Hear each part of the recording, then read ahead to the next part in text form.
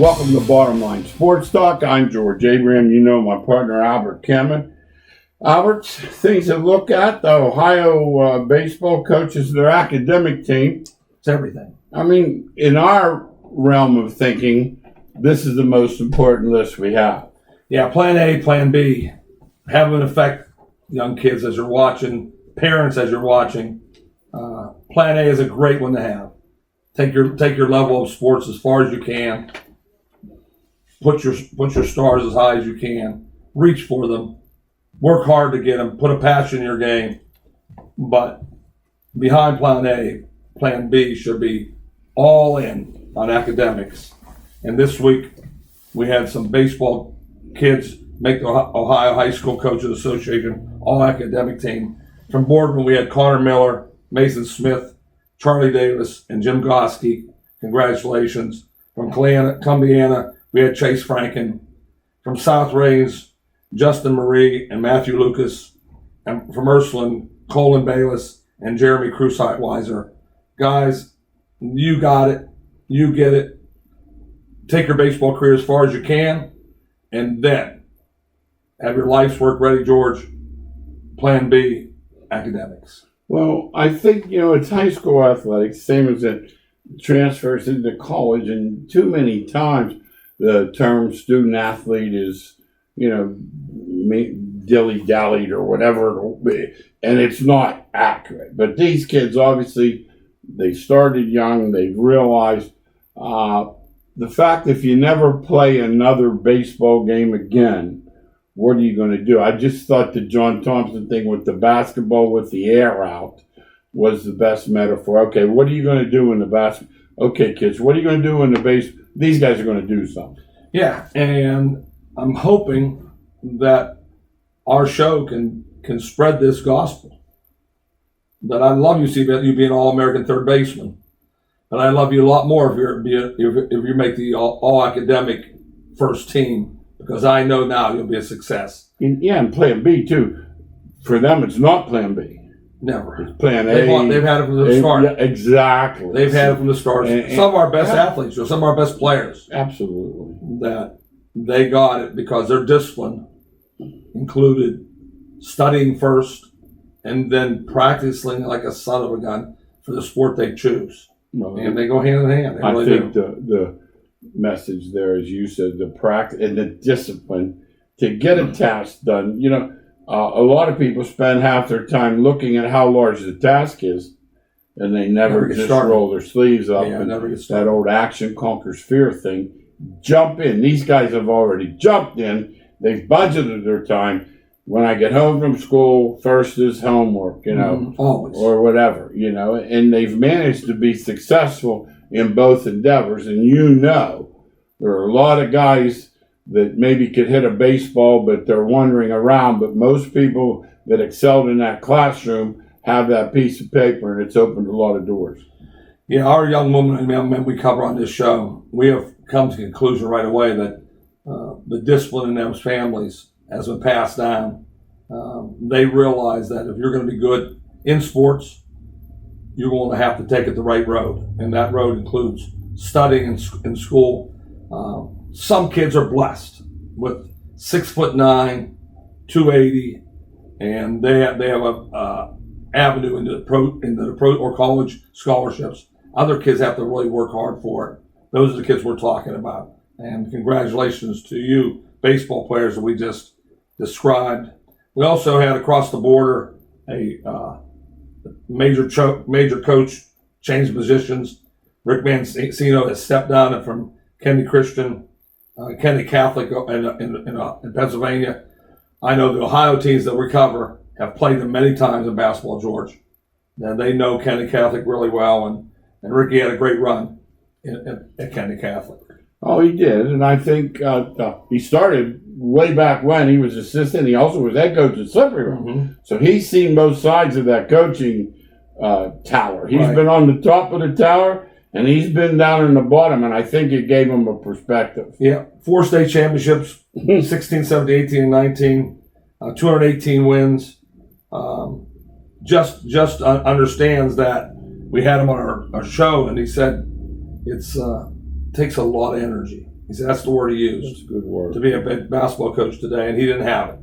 Didn't have it left in him to put he didn't say 9 months, 10 months, like George and I was 9, 10 months. Now today it's 12 months. People playing 70 games a year in the summer, in the spring. People doing strength training all year round. You better have a great staff, and you better have your energy yourself. He couldn't just do it anymore, George. You know, and I also, this is going to sound strange, 218 and 66, that's pretty good, but it tells you they play a lot of good teams.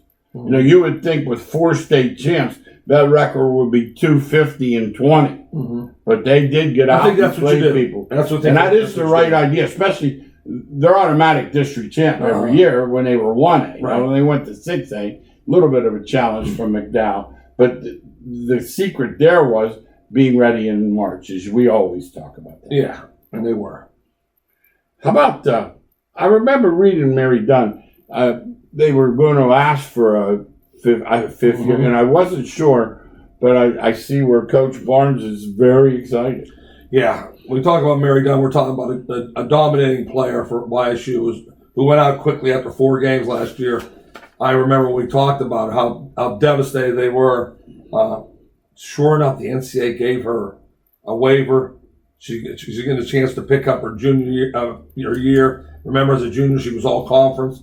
She's just one of those special players that is going to add 5, 6, maybe 7 wins onto their season as she comes back. 17 points a game when she played. That's a lot of points. Mm-hmm. You get 2, 3 doing that, you're going to be in every game. And I remember when she was playing, she knew how to score the basketball, which is still, you know, all the things that are different, the dribble, drive. Bottom line is, you have to have somebody put the ball in the basket. And YSU has shooters, but they lost the inside presence. They lost Mary, and what she did was, if the double team came down on her, she would kick that ball out for a wide open 3, and that's Coach Barnes' trademark, recruiting shooters. Got another one coming in Magestro this year. Yeah, don't let her aim. Yeah, I'm gonna tell you right now. Right. So don't let her aim. Look out for them next year. They'll be coming back strong. And I know Coach Barnes had to be the most excited guy in the world when he got that message that she was eligible to play. When you look nearby, YSU football starting up and starting their volunteer workouts. Terry Grassetti is their strength coach. He's excited as can be, knowing he's getting those players back in. There are some restrictions still, though, George. Mm-hmm. It's not like it always was, where 100 kids come in and better rip. Yes. Yeah, you're right. Yeah, they're working in groups. They think they'll get about 50 players in for volunteer conditioning. Coach Doug Phillips has still not seen his team on the field yet. Think of that. That you're starting completely over. The dude in North Dakota lost one guy, didn't he? Yeah. God bless him. Right? Yeah, that team will be he knows that. And they know North Dakota State. They're going to be a beast. But no, it's nice. I hope to get over there this summer at some point. I'd like to get over, talk to Coach Phillips, just see what's going on over there. Feel that there will be a new energy. Not anything about the old coach. Right. It's just a new messenger, and there's always a little pick me up. But I think, Coach Cassetti said it best. We have to do some adapting, but we'll do it. Yeah, everybody's doing it. So it isn't like they're the only ones doing it. No. They have to wear the masks. They have to have the social distancing. They have to get their work in. Everything will be polished down. George mentioned to me yesterday. He said he got gas. He in the gas station. He said, I've never seen a gas pump that clean. I've been getting gas for 60 years. I've never seen a gas pump that clean. I always come over to get the cheap gas. I'm on a fixed income, and I come over to Ohio all the time anyway. And I was in here. I said, well, I'm just going to stop. And I said, yeah. I said, the thing was spotless. I love so it. Somebody's taking this stuff seriously, and I'm glad they are. At our age, we have to hope they are. They are. So that makes us feel like. Absolutely. Also, the Standoff Stadium has a new turf, and this is going to be beautiful too. Now they hope to fill the stands up back into the heyday of YSU used to fill up the stadium. They haven't been doing it lately. Coach Phillips, that's your goal. Your goal is to step out into the public, put that brand out of YSU football, recruit like a son of a gun, and all of a sudden, that place, the Palace, is packed again, and that is so important for the area, because when you have YSU playing at noon and Ohio State playing at 8, That's a full day for the great fans of Eastern Ohio. No, and they deserve it too. I mean, let's face it. But the thing with 40 to 50, does that seem short to you, or is what you would expect to? Well, that's what I expect. Yeah, because those parents, as I said, there's some people are letting them go. I don't know what some parents are thinking when other people are saying. The travel that people have to travel maybe up from Florida to get up here for. Okay. Because it was different. Most of the time they used to stay. They didn't stay. Absolutely. Nobody was staying this year. Absolutely. So everybody's out. So well, we had the Duquesne women's coach. His bigs are all from Eastern Europe. His biggest thing was getting them home. How to get them home. And he thought the NCAA was very compliant. Yes. Remember, one of the few times I've ever heard somebody say he was happy with how they handled good it. about that organization. Yeah, this is nothing to mess around with, and they're still trying to figure out all the little things that go with it. It just looks like, George, that Division I is going to dominate this. The football is going to dominate. Here are the crumbs. If you like it, fine. If you don't like these crumbs, that's fine too. Mm-hmm. We'll play without you. Yeah, that's where we're at, and it'll be really, really interesting and see how this plays out. George and I are very confident that the SEC is going to play football. I don't care what other people say.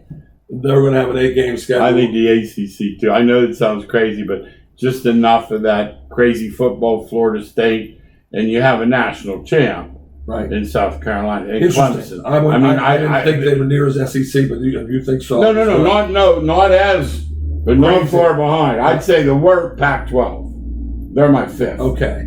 I'm thinking Big Ten third.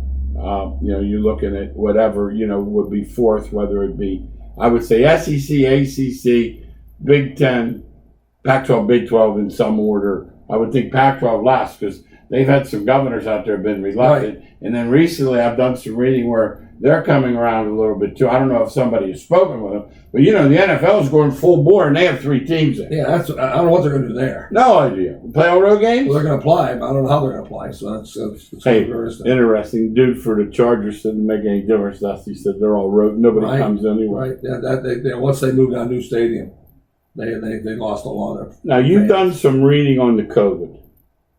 Yeah, it's really interesting. Share it. It's really interesting. Some of this stuff, I'll tell you, I'll be honest with you, blew me away. Well, you don't even think about it. That's why. You don't think of the repercussions from losing to the virus in different areas. The Aussies in South Australia did a research paper on COVID-19 on youth sports. And we have such great youth sports in this area, George. We have went overboard on Poland. Eastern Ohio. We've been, all you have to do is drive by Poland. Yes. And athletics matter. We've done shows at Canfield. Right. You drive by Boardman. McDonald's. You don't have to look far or across the border into Pennsylvania. You don't have to look far till you realize, sports matter here. Always has. And it's never going to change.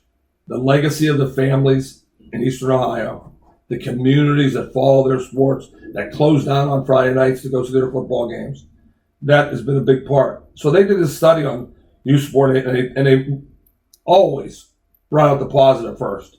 They said about the motor skills and the movement patterns that are so important for kids and the mental health of learning life lessons. Making new friends, interacting. Yes. That's one thing. When we used to train a ton of kids. Mm-hmm. And I'd say, well, I like the fact your daughter's playing junior high basketball because she'll make friends before school starts. Yes. As little as that sounds, as insignificant it is to some adult, it's a big deal. It's everything. To some 14-year-old going to a new building and knowing she has 6 or 7 friends already there. Yes, good point, George. That's amazing. That is a great point. So we're talking about what is going to be the detriment. What's going to happen? We're building the positives. Well, it's interesting what they said. They said immediately the coaches who volunteer on these sports, I'm talking volunteers, not paid, they're dropping off. They're not going to do it. They're afraid of the virus. Health? Yes. And a lot of them are older gentlemen like us who have grandkids. Little League, the guys that do the concessions, rake the field. Yes. That's why I hated to see minor league baseball go down the drain. Same idea. There were a lot of, and some people need that little kick Just They love stay. it. Well, the mental health of this country is not good right now. Terrible. Let's be honest. The mental health is not Terrible. good. Yes. And because of that, any little boost, any little thing to look forward to, Yes. we have plenty with our shows and such and whatever. But some people, that's what they have to look forward to. And you're going to run and you say, you know what, I don't think it's a good idea. You go to Yeah. Every year is like that in every community. And but the third time we said it on our show, Little League baseball and Little League softball for girls has been around forever.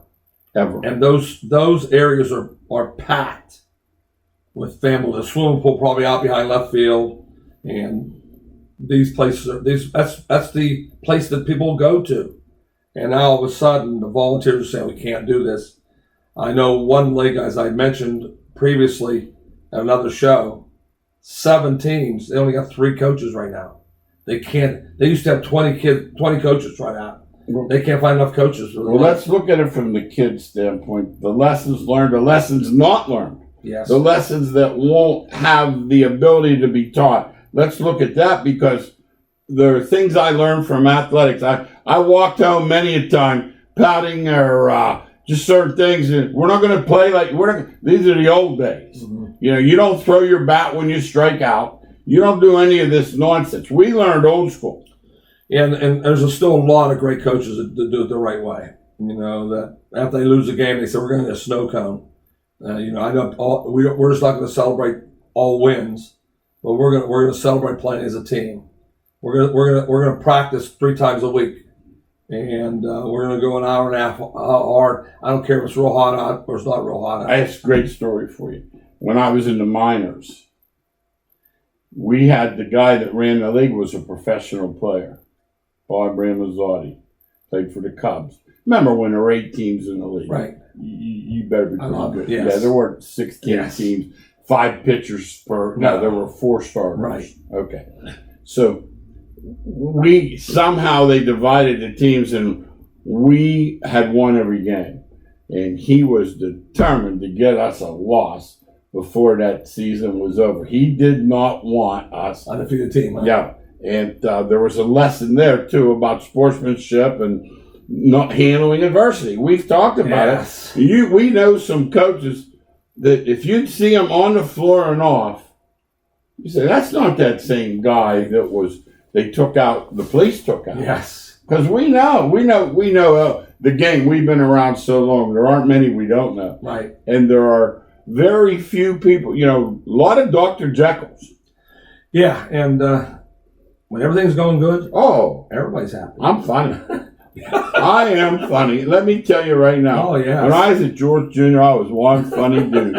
It's the truth, George. And there's so many that live that life until they hit it. And that adversity strikes, they become something different. So in youth baseball, you'll learn those lessons that, hey, you might go over 4 or 3 days in a row. You're hating everything about it. Then all of a sudden you hit the winning double. Absolutely. And you're on cloud 9. So that's a big part. The other thing that's going to happen is because the gyms being closed, the associations being closed, they're going to raise the prices. People are going to have to pay money bigger money to be a part of these associations. And some of these guys are stealing money already with these lessons. Yeah. I have no trouble. I told someone yesterday I have no trouble charging, Right. But daggone it, I wasn't sitting down. Never. And I wasn't not there. Right. And, I'm not going to charge you $6 because I called the pizza order in. Right. I can't do that. I have a conscience. Yes. And some of these kids, their parents want them to be, and there's the other thing, lesson here. If the kid doesn't want it, mom and dad, it's not happening anyway. Sorry to tell you. Yeah, if the parents want it more than the kid. Yeah. It's not working. And you should have that talk with the kid. And we've had a few like that. Yeah, we would tell them. We've called Don't bring them back. Dad and mom out and said, listen, this isn't working out. He doesn't want to be here. Al and I don't want to yell at him for an hour. Yes. This would be better and most of them were 90%. Yeah. 90%. Yeah. Agree with everything we said. We told the truth all the time. Yes, sir. The truth never goes is never out of style. And good point. So we need the truth about baseball right now. The truth of the matter is minor leaguers are getting cut. And there's an impact of the game that is happening with these minor leaguers. you know, people don't think about what is the repercussions of getting rid of these minor leaguers. Yes, nothing. Yes, and Kansas City's David Moore wrote a book on it, and he said, here's what happens. He says, even the kids who do not make the major leagues, if they get signed by the St. Louis Cardinals and go into single A ball, and that's the highest they get, that still may be the best player in the history of their high school. Hometown hero. He's a hometown hero. Legends. Yes. The people that, like, there, for every Willie Mays Right. or Mike Trout, there are 20 guys, Bob Ramazzotti. Yes. Just name them. Almost made it. Yes, and he's a stud. Oh. And the kids look up to him so badly. Yeah. So now all of a sudden, all these minor leaguers getting cut. They never got a chance to do their dream, and now they don't have little kids looking up to them. There's an influence of the game, as George just said. He was influenced by this guy. Absolutely. That has changed, and George called it a high school hero. It's the truth. They got baseball stadiums named after them. They get little league teams coached by them. They look up to them. All these things are happening, George. Yes, sir. So everywhere in America, that's going down the tubes.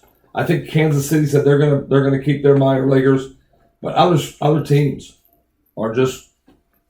Well, Kansas City, they are minor leaguers. See, that's the other thing. They can't differentiate. That's a good line. But no, let's look at the baseball fandom. Very strange fandom. They better be careful. They're playing with fire in a sport that does, like, I guarantee your grandkids don't want to see baseball Zion's on. No, not a close. Are they watching baseball? Not a chance. Not a chance. No. And you're looking at the zombie right here that is one of the guys left. The age is 57 or higher that watch baseball. I'm 66 now, so I'm one of the guys watching it. I love it. But for every 66-year-old, there's a 20-year-old that says, I'm not watching this game. I'm not dealing with When's this. it over? Midnight. It's 8:15. Sorry. Yeah, and so there's they use the word sobering. It's perfect. It's a sobering fact that they are taking the route of horse racing. And George, you're a horse. You know your horse racing. Dead on the ground. Yes, It was the sport of kings at one time. Boxing and horse racing Sport of were kings. what today NFL is. Right. College football. Right. And what happened, gradually they lost their fan base. They got older and older. Now, horse racing has had a resurgence, but it's because of the pandemic. Right. It was the only thing to bet on. Yes, that's And right. don't kid yourself. When this NFL comes back, these other people are all going to scramble because guess what? Nobody cares. Yeah, surveys have been taken, and when you see surveys, you know that somebody taking it really serious. 54 years and younger, 7%. 7% of have baseball ranked highly. Football's 35%, basketball 12%, soccer 11%, higher than baseball. George, I would never ever imagine that happening. And we're in the middle of these protests that are going on, and Black Lives Matter. There's not too many black kids that are playing baseball either, George. I'm thinking of Black Star Mookie Betts is the top. Yeah. Now you have to look for Stanton, who was hurt all year. and George Springer for Houston. Springer's a great player. And Aaron Judge. But there's not a lot of them. When you look at the NBA, 75%, maybe more. I know it's 75% in the NFL, but I don't know if NBA might be even higher. So these are problems for me. And now, George, guess what Major League Baseball is doing? Fighting over money. They're the one The one sport that can't afford to do it, Yeah, and they're going to do it the most because they're determined to make a full. And the owners that they've outsmarted the players always do so many times. Now they've talked to them about reduction in salary, this and that. So, okay, well then we'll play 50 games. Well, 50 games. Those guys are making less than a third of their salary. Yes. And the owners are thinking, well, we play Perfect fewer for us. games, we lose less money. Yes, perfect. So next year we'll get it back. If you look at the value of the franchises the last 10 years, Billions. they're through the roof. Billions. And didn't they back these stinking players into a corner? Now the players are looking greedy. And a guy who says, I'm concerned for my health, looks like he's selfish. Yeah. And he really is. And the point of the matter is, George and I, have always sided with the players. We sided with the millionaires versus the billionaires. Yeah, that's pretty bad. What the players are saying right now, I can't side with them. You know, that they're saying to buy measly $3 million is not worth playing for. Can you believe Now, this? when a guy drives a truck, here's that. Yes. You know, when a guy drives the Sheely's truck and delivers the furniture, Yes. he doesn't want to hear how $3 million doesn't. You know, I hear this Jalen Rose. I can't deal What's he with say? this guy. Well, 40% goes to taxes, and Jalen. I don't care. 60%. How come 80% on taxes? The guy made $3 million. Yes. And there are people living. The minimum wage in this country is not a living wage. I know, you can't make it. Conversely, I work 2 jobs. these guys are complaining because they're in the 40% tax bracket. You know what the average guy says, don't you? Shut up. Oh no, it's one of the worst things. If you're commentating on TV and you're making those statements, somebody should call you in and say, Jalen. Hey, what? Yeah, Jalen, knock it off. You cannot talk about the fan you're watching is making $40,000 a year. Yeah, and that's $800 a week, and that's $20 an hour. A lot of guys don't make that. Don't kid yourself. Oh no. You know, when you start multiplying 11 times 8 times 5. You realize that's not those living zeros. wage. George's a math whiz. Yeah, I mean, you're working 60 years. Yeah. To make. We're talking the other day. He says to me, "How long would you have to work?" It was you, or it was Danny. One of you. I said 200 years. 200 years. What? Yes. I said, yeah, 200 years to make that. Oh money. no, the soccer guy, just first guy in the team sport to make $1 billion on the pitch, not with endorsements. He made his first team sport guy to make $1 billion. See, Jordan was making all his money off the floor. Paid $1 billion to play soccer. Yeah, he's made $1 billion. Ronaldo. Oh, he's made it. Yeah, not paid. Yeah, okay, but the only guy ever in a team sport, as well as Jordan did, he got he got from the Bulls. Yeah, he got him the other place. So you understand what I'm saying? That's not so good. Billion. B is in billion. We have a minute left. I don't know what to say to Major League Baseball, but you better get your house. I know what to say to him because I'm a Major League Baseball fan, and I have season tickets, and I am for the first time not excited about going.